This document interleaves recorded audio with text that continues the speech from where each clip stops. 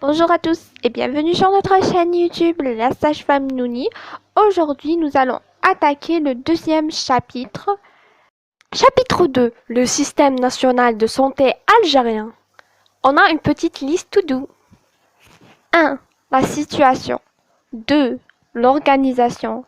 3. Les forces et faiblesses du système national de santé algérien. 4. L'analyse du système de santé algérien. À chaque fois qu'on va aborder un point, on va cocher notre point dans la liste to do. 1. La situation du système national de santé algérien. Il faut se poser quelques questions sur le système national de santé algérien, comme la gratuité des soins, son efficacité, ses progrès et les différentes mutations qu'il a eues. Depuis l'indépendance, les principes d'équité et de solidarité fondent le système national de santé. L'Algérie a consacré à ses citoyens le droit à la protection de leur santé. Le système national de santé est basé sur la gratuité des soins pour tous les citoyens. Cela a enregistré des progrès. Son objectif était de lutter contre les maladies transmissibles, de développer des moyens de soins, de garantir l'accès aux soins. Malgré les efforts et les résultats, le système national de santé demeure confronté à de multiples contraintes, tant en matière d'organisation et de fonctionnement que dans la prise en charge de problèmes de santé, exogènes comme les épidémies et endogènes comme le manque des moyens qui ont altéré son efficacité et ses performances avec inadaptation de son organisation, de sa gestion et des modalités de son financement. Le secteur privé peine à trouver sa place et a tendance à se concentrer dans les grands centres urbains du pays. Le secteur public connaît encore des difficultés d'adaptabilité à la nouvelle situation épidémiologique. Et il y a un manque de rationalité et de flexibilité pour offrir aux citoyens des soins accessibles, de qualité et à moindre coût. Comment le système national de santé garantit le droit aux soins? C'est grâce à une organisation. 2. L'organisation administrative d'offres de santé en Algérie. Le service central de l'État est représenté par le ministre de la Santé. Les services décentralisés de l'État. La décentralisation consiste à transférer certaines compétences d'autorité centrale à des organes locaux qui ne dépendent pas d'elle. C'est déléguer le pouvoir à des organisations non nommées mais élues représentatives. Parmi ces exemples, l'Agence nationale de documentation de la santé, ANDS, l'Agence nationale du sang, ANS, INPFP, l'Institut national pédagogique de formation paramédicale, l'Institut national de santé publique, INSP, l'Institut Pasteur d'Algérie, IPA, services déconcentrés de l'État. La déconcentration suppose le transfert d'un certain pouvoir décisionnel à des représentants locaux soumis au pouvoir hiérarchique du pouvoir central. Le pouvoir central décide toujours pour les affaires locales, mais décide sur place. Parmi ces exemples, la direction de la santé et de la population, elle a pour objet la collecte, l'analyse, l'information sanitaire, la mise en œuvre de programmes sectoriels d'action sanitaire et de voir leur évaluation. Et aussi la santé de la famille. On a aussi l'EPH, l'établissement public hospitalier. Il est constitué d'une structure de diagnostic, de soins, d'hospitalisation et de réadaptation médicale couvrant la population d'une ou de l'ensemble de communes. Il a pour tâche la prise en charge des besoins sanitaires de la population. On a aussi l'établissement public de santé de proximité, ce qu'on appelle l'EPSP. C'est un établissement public à caractère administratif, doté de la personnalité morale et d'autonomie financière placée sous la tutelle de Wali. Il est constitué d'un ensemble de polycliniques et de salles de soins.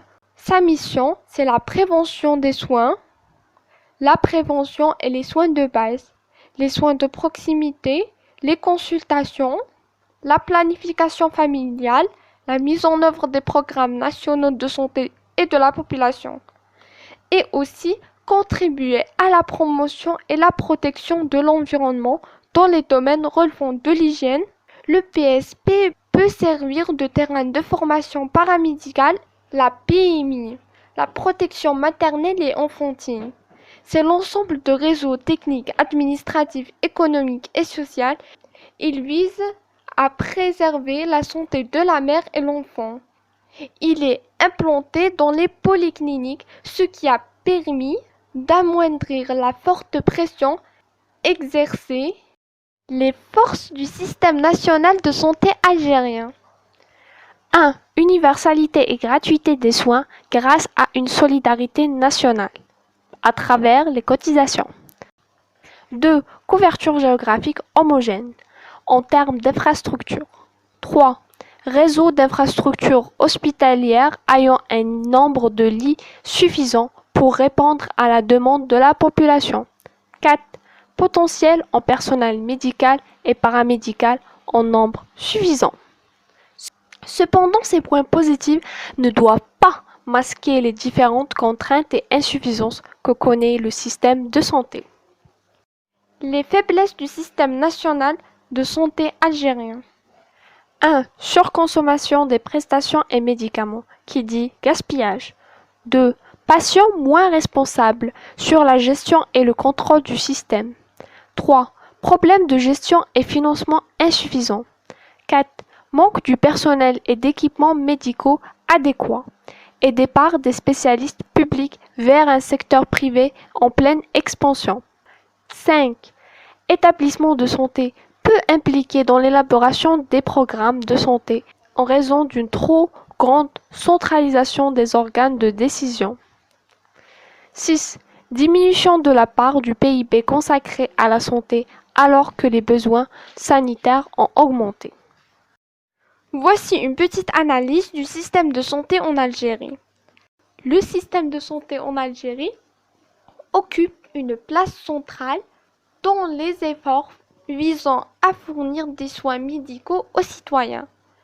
Bien que des progrès aient été réalisés au fil de ces années, il est subi à des défis affectant la qualité et l'accessibilité des soins de santé dans le pays. L'organisation générale. Le système de santé en Algérie est principalement géré par le ministre de Santé de la Population. Il se compose de différents niveaux de soins, allant de centres de santé. Malgré des investissements dans l'infrastructure médicale, certaines régions, en particulier rurales, peuvent encore faire face à des disparités d'accès aux soins. L'accessibilité aux soins. L'accès aux soins en Algérie présente des variations régionales. Dans les zones urbaines, l'accès à une gamme de services médicaux est généralement meilleur qu'en milieu rural. Les centres de santé de base jouent un rôle crucial en offrant des soins de santé primaires tandis que les hôpitaux prennent en charge des traitements plus spécialisés. Cependant, le temps d'attente par les traitements peuvent être long, entraînant parfois des retards de la prise en charge des patients. Donc l'accès aux soins en Algérie est un défi majeur, en particulier dans les régions rurales et éloignées. Financement et assurance maladie. Le financement du système de santé en Algérie provient principalement du budget de l'État. Les soins de santé sont gratuits pour les citoyens, mais des défis financiers persistent en raison de dépendance aux revenus pétroliers et des contraintes budgétaires.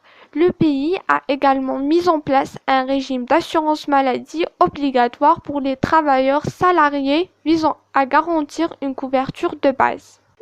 Les infrastructures médicales.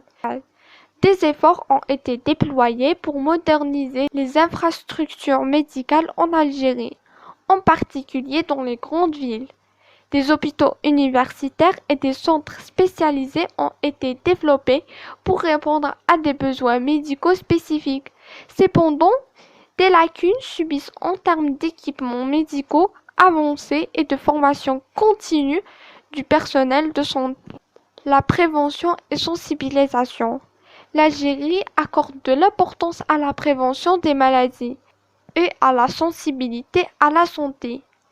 Des campagnes de vaccination et des programmes de prévention sont mis en œuvre pour lutter contre les maladies transmissibles et non transmissibles. Cependant, des efforts supplémentaires pourraient être nécessaires pour renforcer ces initiatives. Défis et critiques.